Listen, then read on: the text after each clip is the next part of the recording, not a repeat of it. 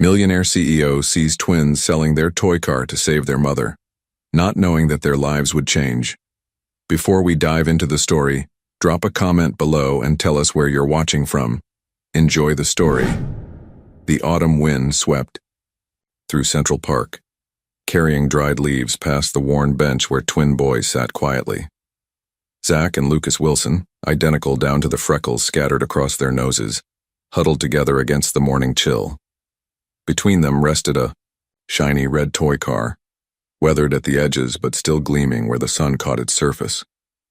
"Someone's gotta want it," Zach whispered, his small hands nervously turning the toy. "It's the coolest car ever." Lucas nodded, swallowing hard as he scanned the passing crowd. His stomach rumbled, but he ignored it. They hadn't eaten since yesterday's meager breakfast, but food wasn't the priority now. Not with their mother lying pale and weak in their tiny apartment. "Let's try over there," Lucas suggested, pointing toward the busier path where business people hurried to work. The twins positioned themselves strategically, summoning courage beyond their 10 years. Their identical blue eyes, serious and determined, watched each passerby with desperate hope. "Excuse me, sir," Zach called to a man in an expensive suit. "Would you like to buy our car? It's really special." The man walked past without acknowledging them. This pattern repeated throughout the morning, people rushing by, some offering pitying glances, others pretending not to see them at all. "Need to try harder," Lucas said finally, his voice breaking. "Mom needs the medicine today." Across the park, a tall figure emerged from a sleek black car. Blake Harrison adjusted his custom-tailored suit jacket, nodding curtly as his driver confirmed his afternoon meeting schedule. At 42, Blake had built Harrison Industries into a global technology empire, his name synonymous with innovation and ruthless business acumen. "I'll walk through the park," he told his driver. "Meet me on the east side in 15 minutes. Blake moved with purpose, his expression neutral as he mentally reviewed quarterly projections. He barely registered the people around him until a small voice cut through his thoughts. "Sir, would you buy our car, please?" Blake's stride faltered. Something in that voice, its desperate sincerity, made him stop. He turned to see twin boys looking up at him, identical faces pinched with anxiety. One held out a toy car like it. It was a precious artifact. "We're selling it," the boy continued. "It's really fast and the door's even open." Blake found himself staring at the twins, an unexpected tightness forming in his chest. Something about their earnest faces, the careful way they handled the toy, as if parting with a treasure, resonated with him in a way he couldn't explain. "How much?" Blake heard himself ask. The twins exchanged glances. "Whatever you can pay," the one holding the car answered. "We just need it for our mom. She's really sick." Blake's gaze lingered on the toy car. It was obviously cherished, clean, despite its age, with clear fingerprints showing where small hands had gripped it countless times. Without fully understanding why, he reached for his wallet and removed several large bills. "Here," he said, extending the money. "Will this help?" The boy's eyes widened at the amount, far more than they'd hoped for. Zach carefully placed the toy car in Blake's palm, his small fingers lingering for a moment before reluctantly pulling away. "Thank you, sir," Lucas said, his voice trembling with relief. "This will help our mom a lot." Blake pocketed the car, watching as the twins gripped the money tightly and hurried away. He should have continued his walk, returned to the day's agenda and forgotten this brief interaction. Instead, he found himself watching the boys' retreating figures, those identical heads bent together in urgent conversation. Blake turned to his driver, who had followed at a discreet distance. "Follow them," he said quietly, surprising himself with the command. "I want to see where they live." As his car moved slowly behind the hurrying twins, Blake stared at the toy car now resting in his hand. It had been years since anything had disrupted his carefully ordered existence. Years since he had felt this pull, this need to understand something beyond profit margins and strategic acquisitions. Blake Harrison didn't believe in fate or coincidence. But as he watched those twin boys through the tinted window, he couldn't shake the feeling that something significant had just happened. something that would change everything. Blake's car followed the twins to a dilapidated apartment building in one of the city's forgotten neighborhoods. The contrast between his sleek vehicle and the crumbling surroundings couldn't have been starker. As the boys disappeared inside, Blake sat motionless, the toy car still in his hand. "Wait here," he told his driver, stepping out before he could reconsider. The building's stairwell smelled of mildew and despair. Blake climbed 4 flights, following the sound of excited children's voices until he reached a door with peeling paint. He hesitated, then knocked firmly. The door opened slightly, revealing one twin's suspicious face. "It's the man from the park," he called over his shoulder, eyes wide with confusion. The door opened wider. Both boys stood there, uncertainty written across their identical faces. Behind them, Blake glimpsed a small, sparse apartment and the outline of a woman lying on a mattress. "Can I come in?" Blake asked. His usual commanding tone softened. After a moment's hesitation, the boys stepped aside. Inside, the apartment was clean despite its poverty. What struck Blake most was what was missing. No excess, no comforts, just bare necessities. "My mom's sleeping," one twin whispered. Lucas, Blake thought, though he wasn't certain. Catherine Wilson lay on a thin mattress, her breathing labored, skin ashen against the worn sheets. Even in illness, her resemblance to her son's was unmistakable. The same delicate features, though her once vibrant face was now hollow with suffering. "How long has she been like this?" Blake asked quietly. "Weeks," Zach answered, his small shoulders sagging. "She gets worse every day." Blake knelt beside the mattress, gently touching Catherine's arm. Her skin burned with fever. "She needs a hospital," he said decisively. "We don't have money," Lucas replied, his voice small. "That's why we were selling our car." Blake looked at the toy still in his pocket, then at the desperate faces of the twins. Something inside him, something he thought long buried, stirred to life. "I'll take care of it," he said firmly. The boys exchanged glances. "How will we ever pay you back?" Zach asked, clutching the money they'd earned. Blake's expression softened unexpectedly. "You already sold me your car, remember? Now it's my turn to help." Without waiting for their response, Blake lifted Catherine gently in his arms. She mumbled something incoherent, too weak to resist. The twins followed anxiously as Blake carried their mother down the stairs and into his waiting car. "Where are we going?" Lucas asked, holding his mother's limp hand. "To people who can help her," Blake answered, already dialing his phone. As the car pulled away, Blake found himself wondering what had possessed him to get involved. For years he'd built walls around himself, focused solely on his empire, avoiding anything that might reawaken the pain he'd buried so deeply. Yet something about these twins and their desperate situation had breached those defenses. Looking at their worried faces in the back seat, Blake understood with startling clarity that his carefully isolated life had just become irrevocably entangled with theirs. The emergency room doors slid open as Blake carried Catherine inside, the twins trailing anxiously behind. His commanding presence cut through the usual waiting procedures, and within minutes, doctors were examining Catherine while nurses guided the concerned boys to nearby chairs. "Severe dehydration, probable kidney failure," a doctor murmured, checking Catherine's vitals. "How long has she been like this?" "They say weeks," Blake replied, watching as the medical team worked with efficient urgency. "Will she recover?" The doctor's expression remained professionally neutral. "She needs immediate treatment. Are you family?" Blake hesitated only briefly. "Yes," he answered firmly, surprising himself with the conviction in his voice. Tests confirmed. The doctor's initial assessment: severe kidney disease requiring immediate dialysis. Blake authorized all necessary treatments without hesitation, signing forms and providing his insurance information as if he'd been caring for Catherine his entire life. Hours later, Blake found himself sitting between the exhausted twins in a quiet hospital corridor. The boys leaned against him, fighting sleep but losing the battle. Neither had left their mother's side until the doctors had insisted they step out during a procedure. Is Mom going to die? Lucas whispered, his small voice cracking. Blake looked, down at the boy, seeing fear in those blue eyes that seemed far too wise for their years. No, he said with certainty.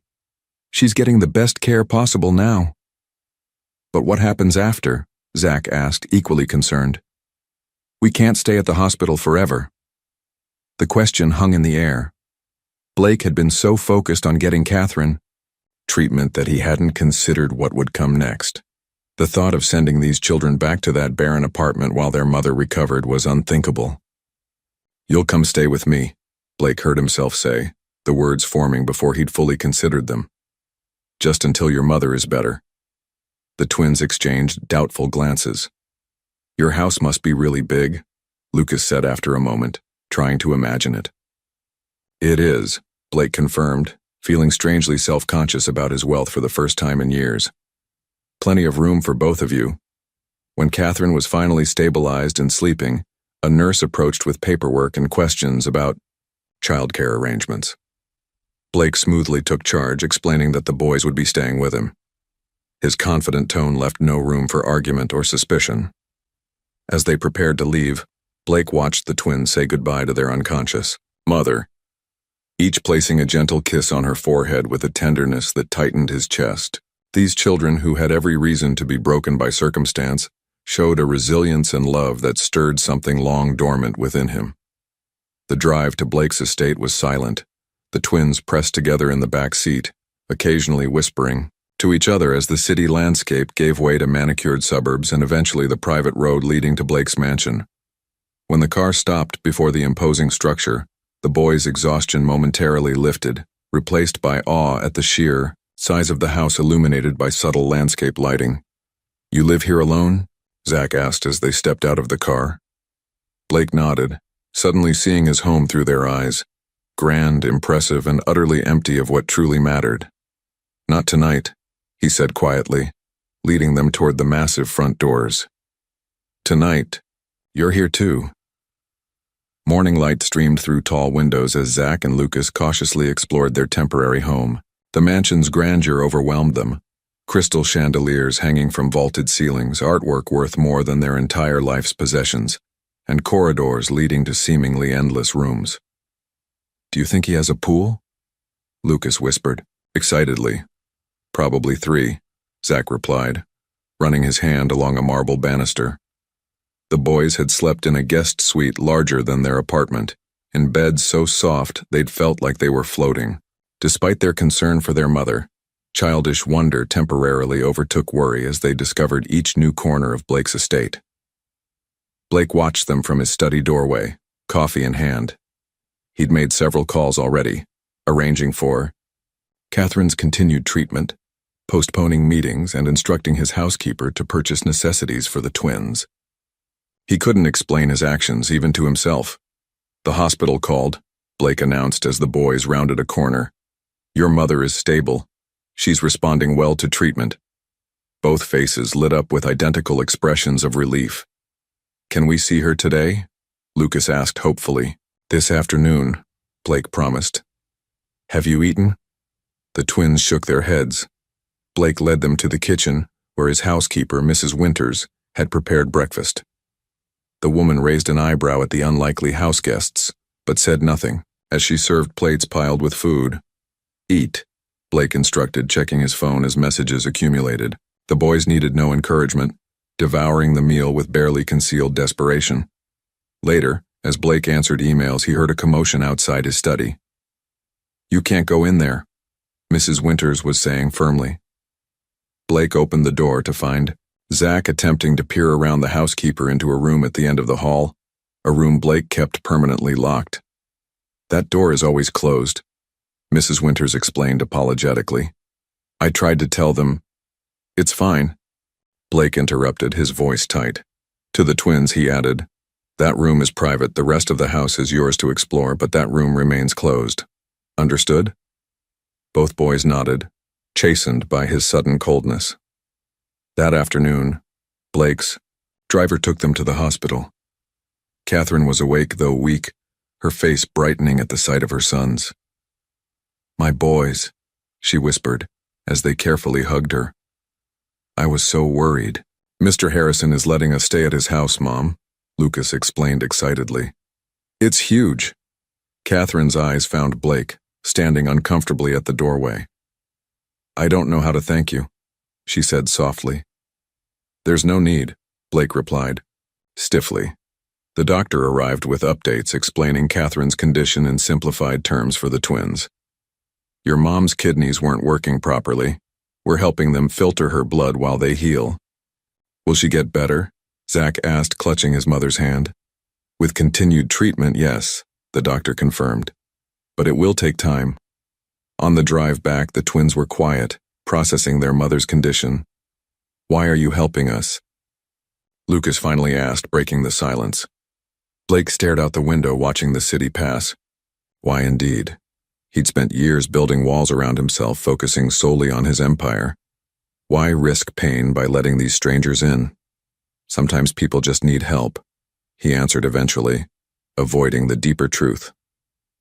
That night, after the twins were asleep, Blake stood before the locked door, key in hand. Inside was everything he'd tried to forget. Photos, toys, memories preserved like insects in amber. His fingers tightened around the key, then released. Not tonight. Perhaps not ever. Behind him, the house felt different. No longer just an empty monument to his success, but temporarily alive with the presence of children again. The sensation was both comforting and terrifying. A week passed, settling into an unexpected rhythm. Each morning, Blake found himself waking earlier than usual, listening for the sounds of life in his formerly silent home. The twins' footsteps, their whispered conversations, even their occasional disagreements had become part of the mansion's new soundtrack. Blake's staff adapted with professional efficiency, though not without curiosity. Mrs. Winters stocked the kitchen with child-friendly foods, while the groundskeeper found himself answering endless questions about the gardens from two identical shadows that followed him around.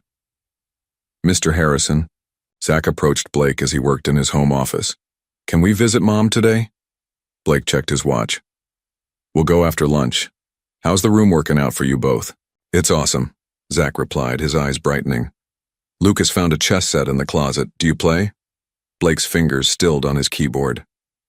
"I used to. Could you teach us sometime?"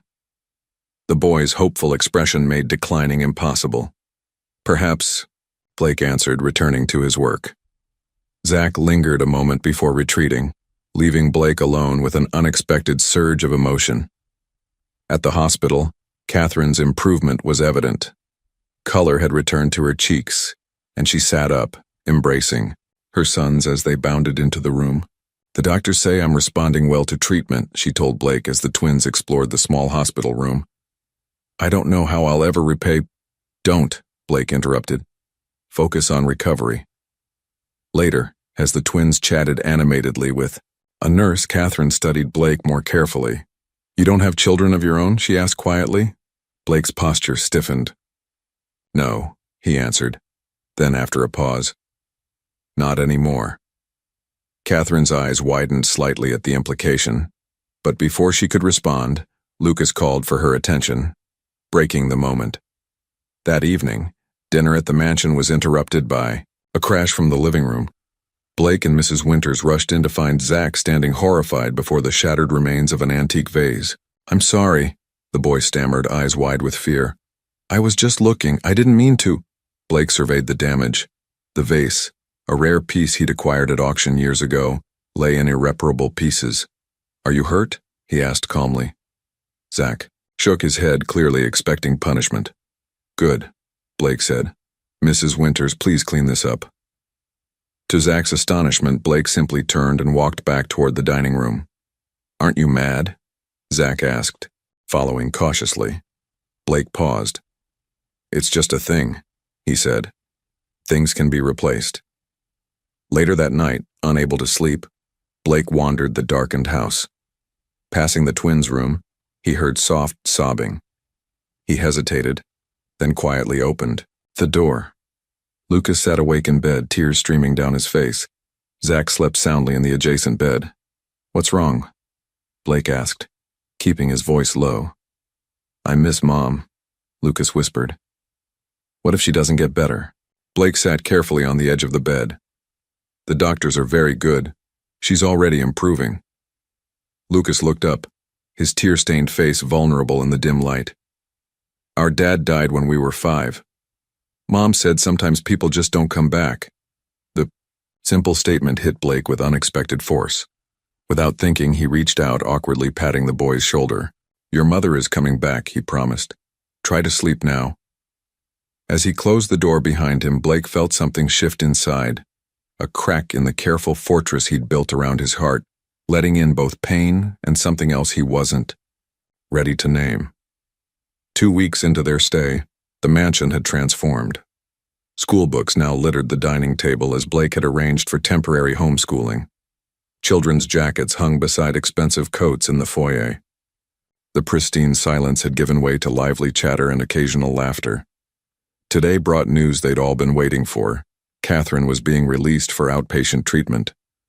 Blake's driver brought her directly from the hospital, the twins, bouncing impatiently by the front door until they spotted the car approaching. "Mom!" they shouted in unison, rushing down the steps as Catherine emerged, still thin but standing straight. Color returned to her face. Blake watched from the doorway as the family embraced, feeling strangely like an outsider witnessing something precious. Catherine looked up, catching his eye, and smiled with genuine warmth. Something in his chest tightened unexpectedly. "Welcome," he said simply as they approached. "This is overwhelming," Catherine admitted, taking in the mansion's grandeur. "We can't possibly impose—" "You're not imposing," Blake interrupted. "The doctor said you need rest and continued treatment. This is the most practical arrangement." Mrs. Winters appeared, offering to show Catherine to her room. The twins immediately volunteered as tour guides, eager to show their mother everything they'd discovered. That evening, for the first time, all 4 ate dinner together. The twins dominated the conversation, updating Catherine on their temporary life, the gardens they'd explored, the chess lessons Blake had reluctantly begun giving them, the planets Blake's telescope could see. "You've been teaching them chess?" Catherine asked Blake during a rare pause. Blake nodded, uncomfortable with her scrutiny. They asked. "He's really good, Mom," Lucas added. "He says we're learning fast because we have good spatial." He looked at Blake for help. "Spatial reasoning," Blake supplied. Catherine smiled. "They've always been quick learners." Her expression turned serious. "But we need to discuss what happens next. The doctor says I'll need ongoing treatment for months, and I need to find work that can accommodate." "One step at a time," Blake interrupted. "Your treatment schedule is arranged, everything else can wait." Later, after the twins were asleep, Blake found Catherine in the library, examining family photos displayed on a shelf. Carefully curated images of Blake's parents and business, achievements with conspicuous gaps. "Thank you," she said without turning. "Not just for the medical care, but for making my boys feel safe. They've had so little stability." Blake remained in the doorway. "They're remarkable children." They mentioned a locked room, Catherine said carefully. "They think it might be filled with treasure." Blake's posture stiffened. "Just storage," he lied. Catherine turned, studying him with gentle perception. "I understand privacy, Mr. Harrison. We all have parts of ourselves we keep locked away." The simple understanding in her voice nearly undid him. For years, colleagues and associates had tiptoed around his past, treating him like a ticking bomb. Catherine's straightforward acknowledgement was disarming. "Blake," he said suddenly. "Please call me Blake." She nodded. "Blake, then." An awkward silence fell between them, filled with unasked questions. "I should rest," Catherine finally said. "Good night, Blake." After she left, Blake poured himself a drink, contemplating how quickly these strangers had infiltrated his carefully constructed solitude. The most disturbing realization wasn't that he minded their presence, but that he was beginning to dread their eventual departure. Out of habit, his hand reached into his pocket where he still carried the twins' toy car. He examined it under the lamp's glow, running his thumb over its worn edges. wondering how something so small could have triggered such significant disruption to his life. Blake sat alone in his office, quarterly reports forgotten on his desk. Outside, he could hear the twins laughing as they kicked a soccer ball across the lawn. The sound penetrated the thick windows, infiltrating the sanctuary he'd maintained for years. 3 weeks had passed since Catherine's release from the hospital. Her strength returned gradually, but her medical team insisted on continued rest between treatments. The temporary arrangement showed no signs of ending soon, a fact that left Blake increasingly conflicted. His phone buzzed with a message from his executive assistant. "Board meeting tomorrow, 9 a.m. Confirm attendance?" Blake stared at the screen. He'd been working remotely, making occasional appearances at the office when necessary. His absence had sparked rumors, which his team managed efficiently. Yet the truth, that he, Blake Harrison, ruthless business titan, was playing host to a struggling single mother and her twins, would be incomprehensible to his colleagues. "Confirmed," he typed, then set the phone aside. The office door opened, slowly, and Lucas peered in. "Mr. Blake, Mom said to tell you dinner's ready." Catherine had insisted on cooking whenever she felt strong enough. To earn her keep, she'd explained, despite Blake's protests. Her simple, home-cooked meals had become strangely meaningful, bringing them together around the dining table each evening. "I'll be right there," Blake replied. Lucas hesitated. "Can I ask you something?" Blake nodded, gesturing for the boy to enter. "Why do you always keep that toy car in your pocket? The one we sold you?" Blake's hand instinctively touched his jacket, pocket where the small car indeed rested. He hadn't realized the boy had noticed. "I'm not sure," he answered honestly. Lucas approached, stopping respectfully before the desk. "It was our dad's. He gave it to us before he died." Blake felt a stab of guilt. "I didn't know. You should have it back." Lucas shook his head. "We sold it fair. Mom says a deal is a deal." He studied Blake curiously. "Did you have kids? Is that why you have that locked room?" The directness of the question knocked the air from Blake's lungs. In the corporate world, no one dared mention his past. So bluntly, "I did," he admitted, the words feeling foreign on his tongue. "A son." What happened to him? Blake should have shut down the conversation, changed the subject, maintained the walls he'd built. Instead, he heard himself answer, "There was an accident, a car accident. He and my wife were killed." Lucas absorbed this with solemn understanding beyond his years. "That's why you helped us, isn't it? Because we reminded you of him." Blake looked away, uncomfortable with the boy's perception. "Perhaps. Mom says people come into our lives for a reason," Lucas continued.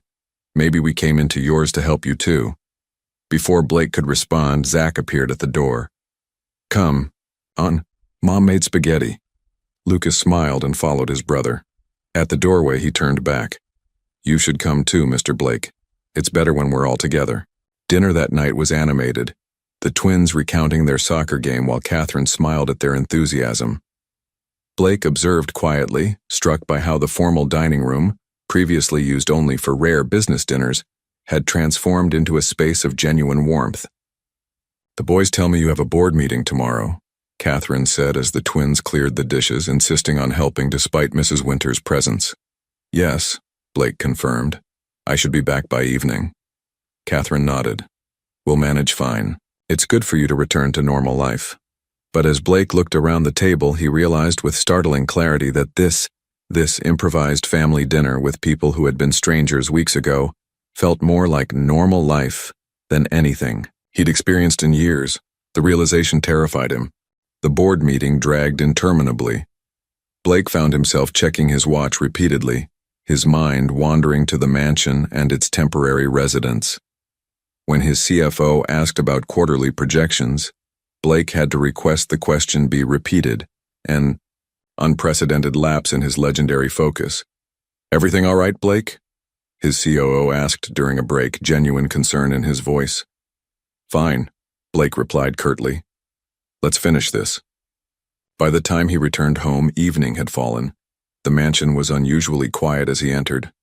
Following the sound of hushed voices, he found Catherine in the twins' room, sitting beside Zach's bed. "What happened?" Blake asked, seeing the boy's flushed face.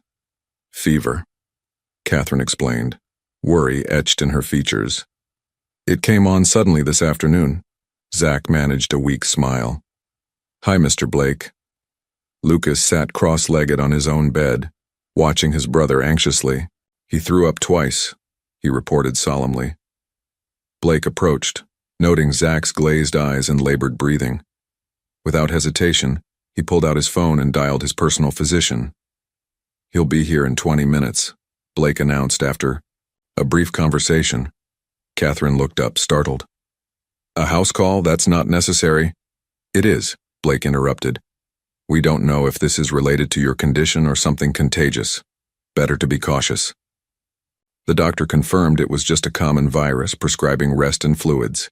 Yet even after this reassurance, Blake found himself returning to check on Zach throughout the night, an inexplicable anxiety gripping him each time he walked away. During Selma's one such visit, he found Catherine asleep in the chair beside Zach's bed, her hand still resting on her son's forehead. In sleep, the strain of recent months showed plainly on her face. Blake quietly draped a blanket over her shoulders, then stood watching both mother and child, an unfamiliar ache spreading through his chest. The next morning, Zach's fever had broken.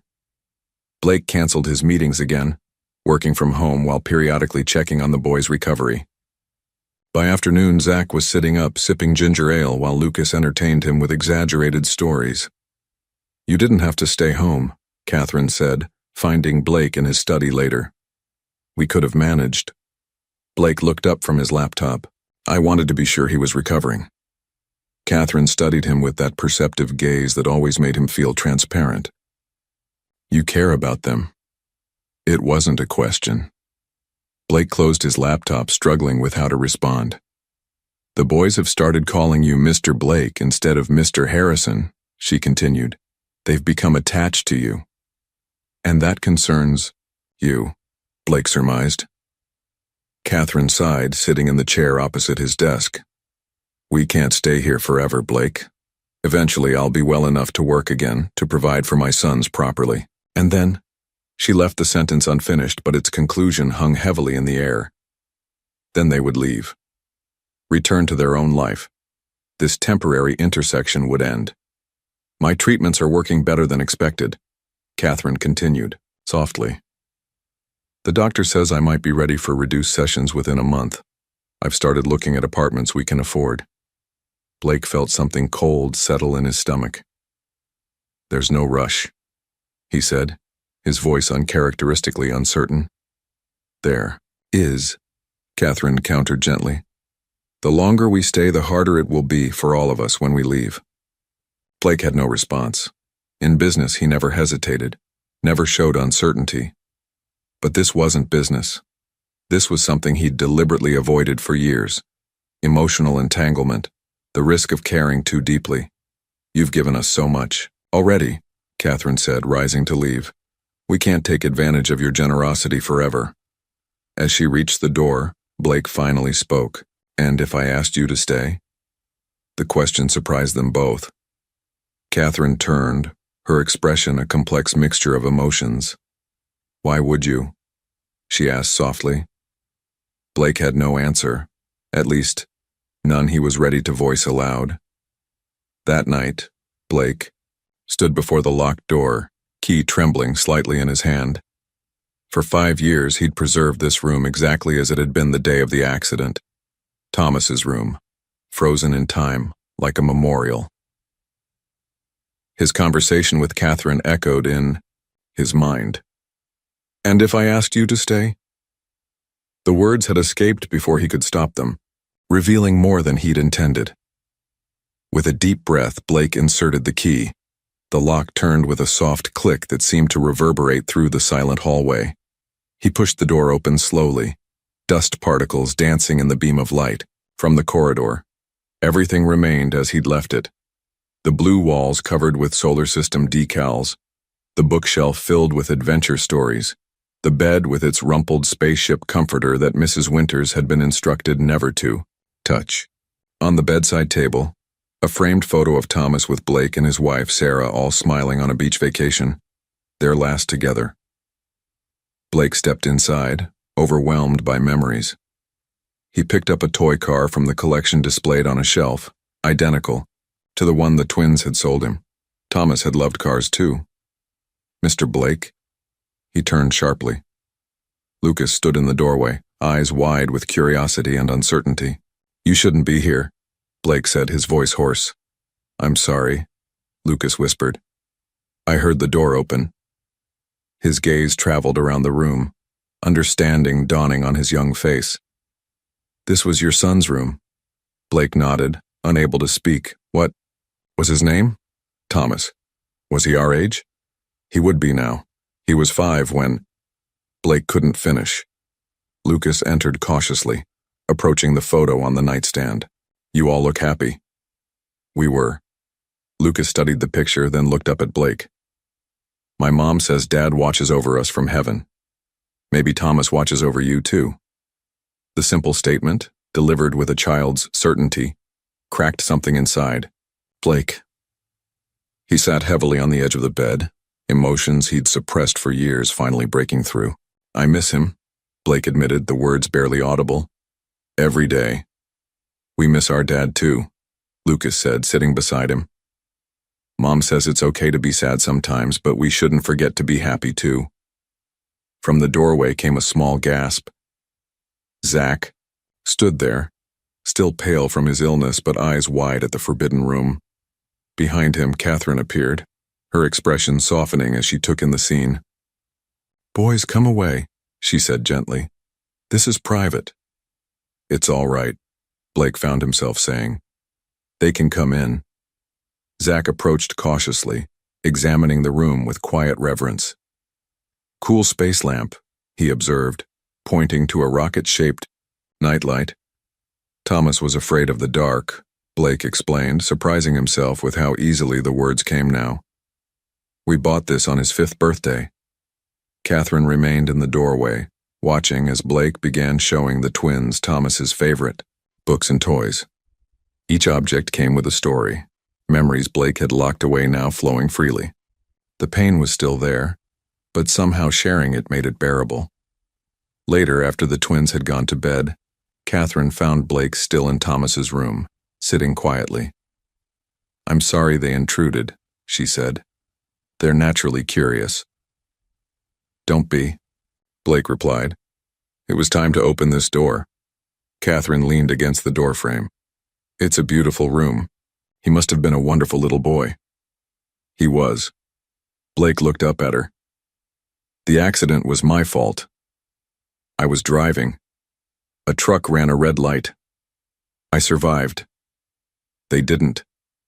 Catherine crossed the room and sat beside him. "That's why you've isolated yourself all these years. You're punishing yourself." The simple truth of her assessment left him speechless. "Survivor's guilt is a terrible burden," she continued softly. "But living half a life doesn't honor their memory." Blake looked into her compassionate eyes and felt, for the first time in years, like someone truly saw him. Not the successful CEO, but the broken man beneath the perfect facade. "I don't know how to stop," he confessed. Catherine placed her hand over his.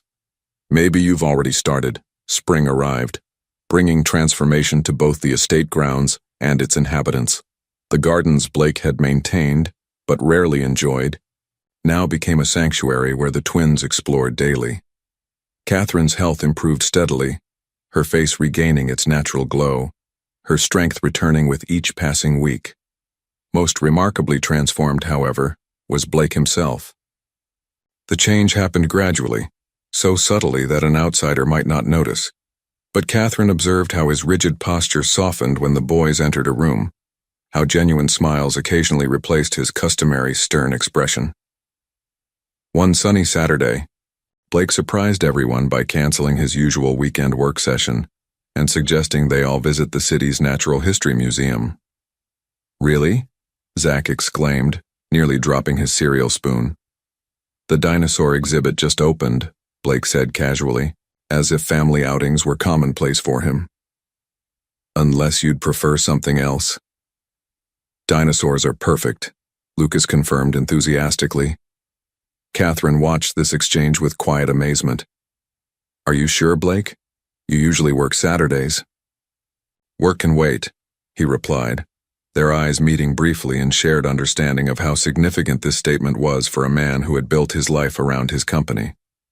The museum trip marked a turning point. For the first time, they ventured out together beyond medical appointments, a visible unit that drew curious glances from museum staff who recognized the famous CEO, accompanied by a woman and identical boys. Blake, normally hyper-aware of public perception, seemed indifferent to the attention. Look, Mr. Blake, Zach called, pointing excitedly at a massive T-Rex skeleton. This one's even bigger than the model in your library. Blake found himself caught up in their enthusiasm, answering endless questions about prehistoric creatures with information gleaned from books he'd read to Thomas years ago. When Lucas took his hand to drag him toward the next exhibit, Blake didn't pull away, an instinctive acceptance of physical connection that would have been unthinkable months earlier. Watching from a bench while the three examined a fossil display, Catherine felt a complicated mixture of emotions. Blake had changed from intimidating benefactor to something else entirely, a man who genuinely cared for her sons, who had opened himself to connection despite his painful past. The most troubling realization wasn't that she was grateful, but that she was growing attached in ways that went beyond gratitude. Ice cream? Blake suggested as they exited the museum, noticing a vendor across the street. The twins didn't need to be asked twice. As they raced ahead, Catherine and Blake followed at a slower pace. Thank you for today, she said. I haven't seen them this excited in a long time. I enjoyed it too, Blake admitted. More than I expected. You're good with them, Catherine observed. Patient. Not many men would be. Blake watched the twins comparing ice cream flavors at the counter. They make it easy. They're remarkable children. You've given them something invaluable, Catherine said softly. Stability, security, a male presence they can trust. Blake turned to her, his expression serious. Catherine, about what you said last week. Looking for an apartment. Blake, she interrupted gently. We can't stay in your world forever. You've already done more than anyone could expect. What if I want you to stay? The words hung between them, weighted with implications neither was ready to fully address. Before Catherine could respond, the twins returned, proudly displaying elaborate ice cream concoctions. Mr. Blake, can we go to the park next weekend? Lucas asked eagerly. Perhaps, Blake replied, glancing at Catherine. We'll see. That evening, as the twins recounted their museum adventures to Mrs. Winters, Blake found Catherine in Thomas's room. She stood by the bookshelf, examining a model airplane hanging from the ceiling. I used to imagine leaving was the right thing, she said without turning. For you, for us. A clean break before everyone gets too attached. She finally faced him. But I'm beginning to think that might no longer be possible. Blake stepped into the room, the space no longer filled with just pain and memory, but something new. Possibility. Then don't leave, he said simply. Morning. Sunlight streamed through the kitchen windows as Catherine prepared breakfast, moving with an ease that reflected her improving health. The aroma of coffee and pancakes filled the air, creating a sense of domestic tranquility that had once been unimaginable in Blake's austere home. Need help? Blake asked, entering the kitchen in casual weekend attire rather than his usual business suit. Catherine smiled. You can set the table. The boys should be down any minute. They worked together in comfortable silence, the routine now familiar after 2 months of cohabitation. When Blake's hand accidentally brushed against hers while reaching for plates, neither pulled away immediately, a subtle acknowledgement of the growing connection between them. Dr. Levine says I can reduce my treatments to once weekly, Catherine mentioned, flipping a pancake. My kidney function has stabilized beyond their expectations. Blake paused, That's wonderful news. It is, she agreed, though her tone carried a hint of uncertainty. It also means I need to think seriously about work. I can't be financially dependent forever. Before Blake could respond, thundering footsteps announced the twins' arrival. They burst into the kitchen already dressed for their Saturday baseball practice, another new addition to the household routine. "Mom! Mr. Blake!" Zach exclaimed. "Coach said I might pitch today." "And I'm playing first base," Lucas added proudly. Breakfast. Conversation centered on baseball strategy and team standings. The earlier tension momentarily set aside. Blake, who had never attended a sporting event that wasn't a corporate sponsorship opportunity, found himself genuinely invested in the twins' athletic progress. At the local field, Blake and Catherine sat together on aluminum bleachers, watching the boys warm up with their teammates. Several parents nodded respectfully toward Blake, though none approached. His reputation for privacy preceded him. "They've grown," Catherine observed. "Their clothes from February barely fit now." "Children do that," Blake replied with a small smile. "Grow when you least expect it." Catherine turned to study his profile. "Not just physically, they're happier, more confident. That's because of you, Blake." He shook his head. "They're resilient, and they have you. But now they have you too," she said softly. "They talk about you constantly." Mr. Blake showed us how to use the telescope. Mr. Blake explained how airplanes fly. Mr. Blake promised to teach us chess openings. Blake watched as Zach took position on the pitcher's mound, his small face concentrated with determination.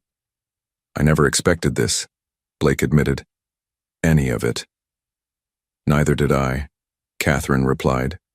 "When you appeared at our door that day, I thought you were just a wealthy man assuaging his conscience with charity. And now? Now I know better." Their eyes met, communicating more than words could express. The moment was interrupted by cheers as Zach struck out his first batter. Blake found himself on his feet, applauding more enthusiastically than he had for any business achievement.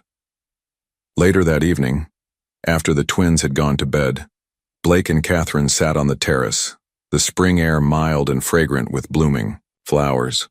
Between them rested the real estate listings Catherine had been discreetly researching.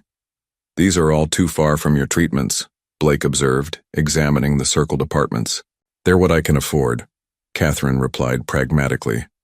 "I've applied for administrative positions that would accommodate my medical schedule." Blake set the papers aside. "There's another option." "Blake, hear me out," he interrupted, gently.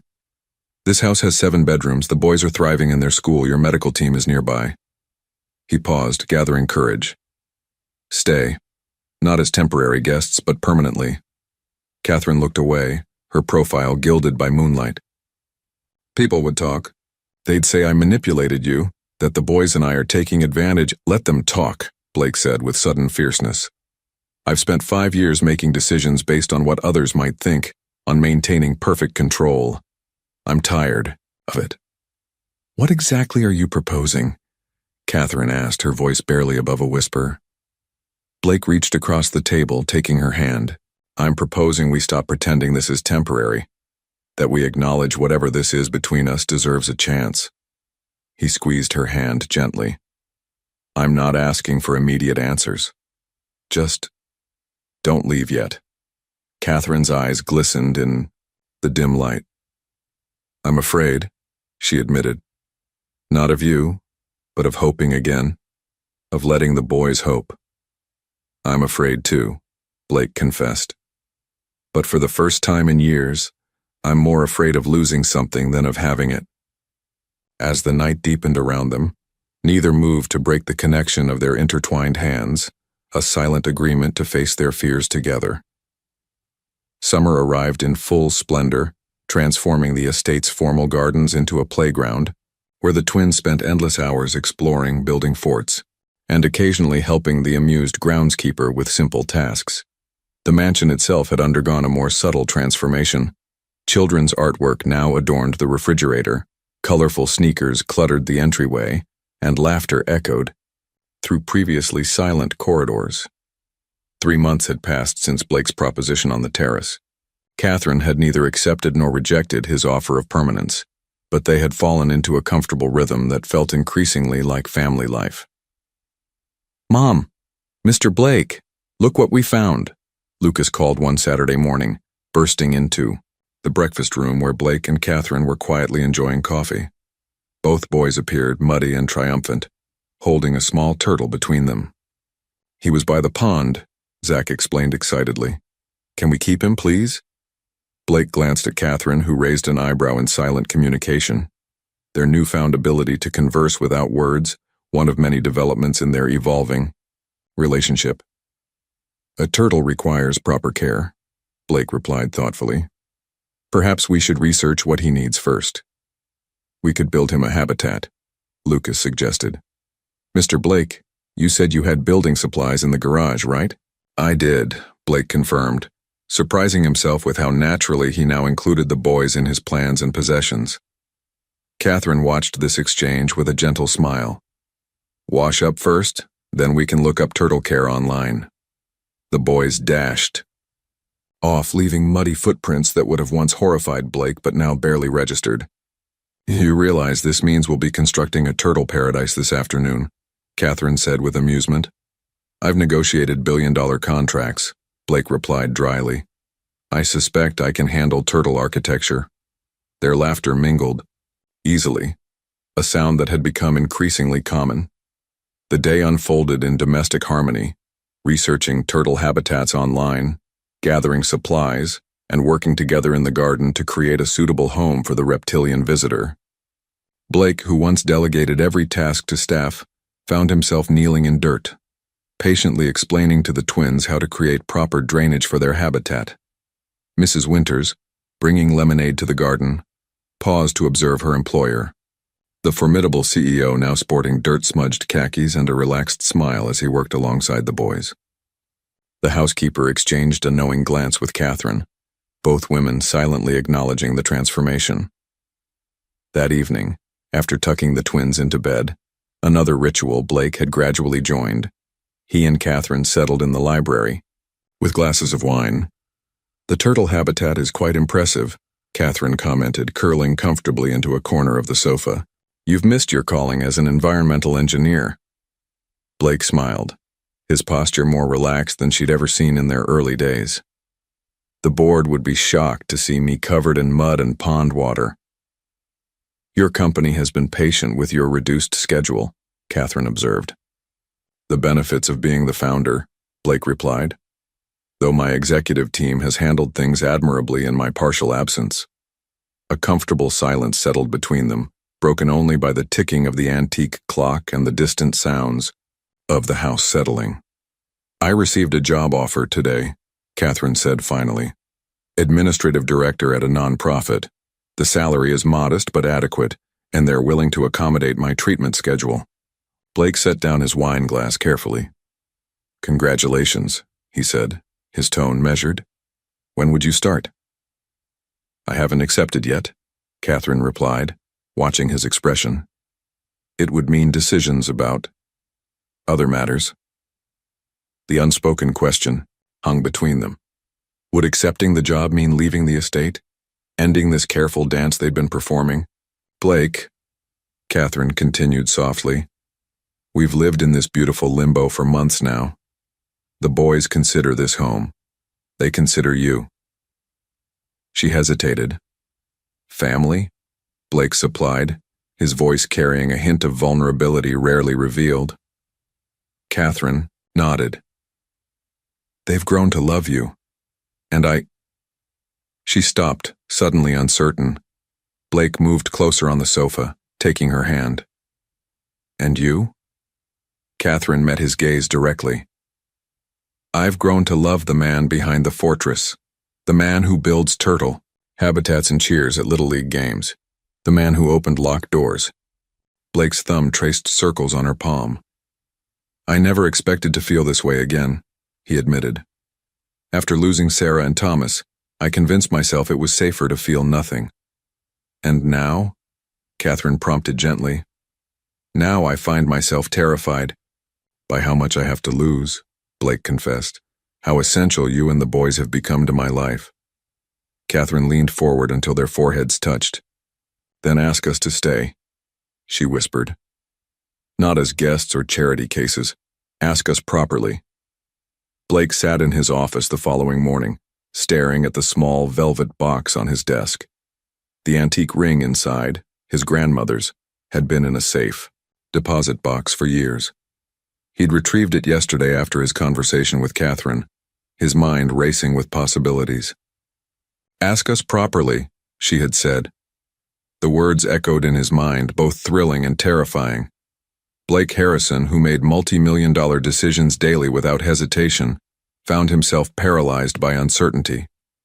A gentle knock interrupted his thoughts. Mr. Blake. Lucas peered around the door. Mom said to tell you lunch is ready. I'll be right there, Blake replied, quickly slipping the ring box into his desk drawer. Lucas lingered. Are you okay? You look worried. Blake managed a smile. Just thinking about some important decisions. About us staying? Lucas asked with startling directness. Zach and I want to stay. Forever. Blake's breath caught. You do? Lucas nodded solemnly. Mom's happier here, and you're happier with us, we can tell. You're very perceptive, Blake observed. The boy shrugged. Twins notice things. He hesitated, then added, Mom loves you, you know. She smiles different when you're around. Before Blake could respond, Lucas disappeared down the hallway, leaving him stunned by the simple wisdom of a 10-year-old. At lunch, Blake found himself studying Catherine across the table as she laughed at something Zach said. She caught his gaze and smiled, that special smile Lucas had mentioned, sending warmth spreading through his chest. I thought we might visit the lake this afternoon, Blake suggested as they finished eating. The weather's perfect for it. The twins cheered their approval. Blake's estate included a small private lake, complete with a boathouse and dock, which had become a favorite spot during the summer heat. Hours later, as the sun began its descent, Catherine and Blake sat on the dock watching the twins splash in the shallows. A comfortable silence stretched between them, broken only by the boys' laughter and the occasional call of birds. I spoke with the nonprofit director this morning, Catherine said finally. I asked for a few more days to consider their offer. Blake nodded, his fingers unconsciously touching the ring box in his pocket. What's holding you back? Catherine turned to face him fully. You know exactly what's holding me back, Blake. The same thing that's had you distracted all day. Her expression softened. Whatever you're wrestling with, just say it. Blake took a deep breath. When I bought that toy car from the boys, I never imagined where it would lead. I was empty, functioning but not living. He gazed out at the twins. Then suddenly my house was full of noise and chaos and life again. It wasn't just charity, was it? Catherine asked quietly. Even at the beginning. Blake shook his head. I told myself it was, that I was just helping because I could. But from that first day, seeing those twin boys trying so desperately to save their mother, he met her eyes. They reminded me of Thomas, but they also reminded me of what it meant to care deeply about something beyond myself. Catherine reached for his hand. And now? Now I can't imagine this house without you in it, without the boys, running through the halls without your laugh in the kitchen, without. He squeezed her hand. Without the family we've somehow become. The twins' splashing grew more distant as they chased each other along the shoreline, giving the adults a moment of privacy. I used to think I didn't deserve happiness, Blake continued. That surviving when Sarah and Thomas didn't was some cosmic punishment. And now? Catherine prompted again. Now I think maybe they would want this for me. For us. Blake reached into his pocket and withdrew the ring box. I've been carrying this around all day, trying to find the perfect moment, the perfect words. Catherine's eyes widened as he opened the box, revealing a vintage emerald surrounded by diamonds. I'm not offering security or stability or financial support, Blake said, his voice steady despite his racing heart. I'm offering partnership. family. A life together that honors both our pasts, but isn't defined by them. He took her hand. Catherine Wilson, will you and your remarkable sons make this house a home permanently? Will you marry me? Catherine's eyes filled with tears. For a moment that stretched eternally, she simply looked at him, her expression unreadable. Then, slowly, she nodded. Yes, she whispered. Yes, we'll stay. Yes, I'll marry you. Blake slipped the ring onto her finger with trembling hands, then pulled her close. Their kiss was gentle at first, then deepened with the promise of shared futures and healing hearts. They broke apart at the sound of approaching footsteps. The twins ran toward them, dripping wet and curious. What's happening? Zach asked, noticing his mother's tears and Blake's uncharacteristically emotional expression. Catherine extended her hand, showing them the ring. Mr. Blake has asked us to stay, permanently, as a family. The boys stared at the ring, then at the adults, processing this information. Does that mean you're getting married?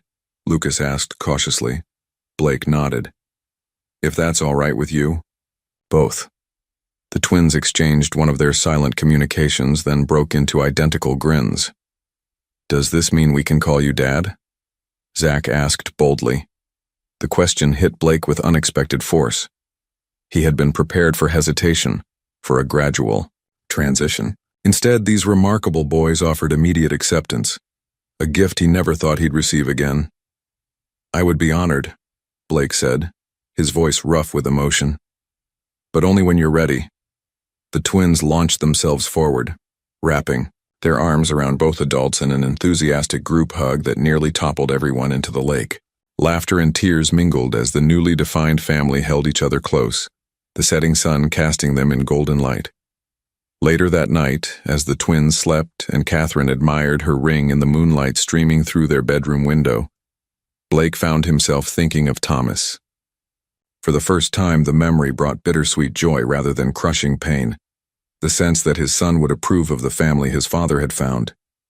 In his pocket, Blake still carried the twins' toy car, now a talisman of unexpected beginnings, rather than painful endings. Blake Harrison, once known only for his business acumen and reclusive nature, now found himself the subject of different kinds of whispers as he, Catherine, and the twins entered the charity gala. 6 months had passed since his proposal by the lake. The announcement of their engagement had created ripples throughout Boston's elite circles. Blake, called Richard Thornton, chairman of Blake's board. We were beginning to think you'd become entirely domestic these days. Blake guided Catherine forward, his hand resting lightly at the small of her back. Richard, I'd like you to meet my fiancée, Catherine Wilson. Catherine, elegant in a midnight blue gown that complemented the emerald on her finger, extended, her hand with quiet confidence. It's a pleasure to meet you, Mr. Thornton. Blake speaks highly of your business partnership. Richard's expression betrayed momentary surprise before he recovered his polished charm. The pleasure is mine. Blake has been different these past months, happier. Now I understand why. As they moved through the crowded ballroom, Blake introduced Catherine to colleagues and business associates. Some responded with genuine warmth, others with barely concealed curiosity about the woman who had captured the heart of Boston's most eligible widower. They're wondering what my angle is, Catherine murmured as they stepped onto the dance floor. The single mother who somehow ensnared the billionaire. Blake drew her closer, moving smoothly to the orchestra's waltz. Let them wonder. We know. The truth, Catherine smiled up at him. Which is? That I'm the fortunate one, Blake replied, his voice low and sincere. That somehow I was given a second chance at happiness I never thought I deserved. Later that evening, as they drove home, Catherine rested her head against Blake's shoulder. The boys will want a full report. Zach was convinced you'd be eating from golden plates. Blake chuckled. Wait until they hear about the chocolate fountain. They found Mrs. Winters in the living room reading to the twins who had stubbornly refused to sleep until their mother and Blake returned. Mom, Dad, Zach exclaimed, the term Dad now comfortably established in their daily lexicon. How was the fancy party? Blake still felt a surge of emotion each time the boys called him Dad, a title he thought he'd never hear again. Less exciting than you'd imagine, he replied, loosening his tie. Mostly grown-ups talking about boring things. Did you dance? Lucas asked, scrambling to make room on the sofa for them. Catherine kicked off her heels with a sigh of relief. We did. Your future dad is surprisingly good at it. The twins looked impressed. Can you teach us? Lucas asked. For when we go to fancy parties too? Of course, Blake promised, settling beside them, though those might be a few years away yet. Mrs. Winters excused herself, smiling at the family tableau, so different from the solitary evenings that had once defined this household. I got an A on my science project, Zach announced proudly. Mrs. Peterson said my ecosystem model was exceptional, and I got picked for the school play, Lucas added, not to be outdone. Catherine and Blake exchanged glances of parental pride. These ordinary achievements, homework, school activities, small triumphs, and occasional failures, had become the precious fabric of their shared life. Later, after the twins had finally been persuaded to bed, Blake and Catherine stood in the doorway of Thomas's room, now a memorial space where photographs of both their past and present families shared space. Blake had suggested converting it to a proper bedroom for one of the twins, but Catherine had insisted otherwise. He's part of our family story too, she'd said. We don't erase the past. We build on it. Now, as wedding plans progressed and their lives intertwined more completely, Blake realized how right she had been. The room had transformed from a shrine to grief into a bridge between past and future, much like Blake himself. 3 weeks until the wedding, Catherine said softly, leaning against him. Having second thoughts? Blake pulled her close. Only about letting the twins be in charge of the rings. I'm envisioning a dramatic chase scene mid-ceremony, Catherine laughed. They promised to be on their best behavior, and Mrs. Winters threatened to withhold dessert for a month if they misbehave. Powerful incentive, Blake agreed, turning off the light as they left the room. Though I wouldn't care if the entire ceremony descended into chaos. As long as at the end of it you're my wife and we're officially a family. Catherine kissed him softly. We already are, Blake. The wedding just makes it official. The garden radiated with springtime glory. Roses climbed trellises, cherry blossoms carpeted pathways, and sunlight dappled the assembled guests. 1 year to the day since Blake's proposal, family and close friends gathered to witness not a wedding, but a renewal of vows. Catherine, radiant in ivory lace, stood opposite Blake beneath an arch of flowers. Between them stood Zach and Lucas, handsome in matching suits, eyes bright with joy as they held the velvet cushions bearing rings. 1 year ago, the officiant began, these 4 souls officially became a family. Today they celebrate that journey and renew their promises. Blake gazed at Catherine, still amazed by the miracle of her presence in his life. When I met 2 determined boys selling a toy car, I never imagined they would lead me back to life, he said, voice steady with certainty. You and the boys, healed wounds I thought permanent.